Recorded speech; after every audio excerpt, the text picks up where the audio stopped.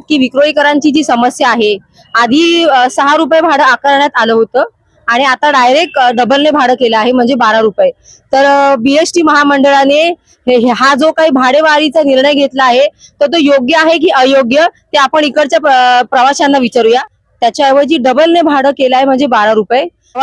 प्रवासी म्हणून तू काय सांगशील की हे भाडं तुला योग्य वाटतं का?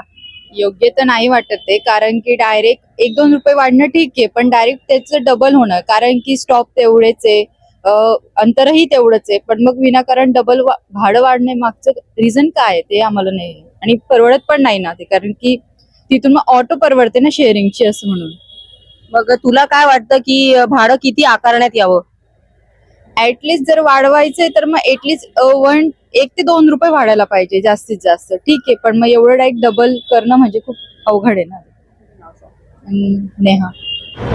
आपण पाहतात की विक्रोळीमध्ये जी बस जायची, बसायला काय उभं राहायला जागा नसायची, पण आज एवढं भाडं आकारण्यात आलं आहे.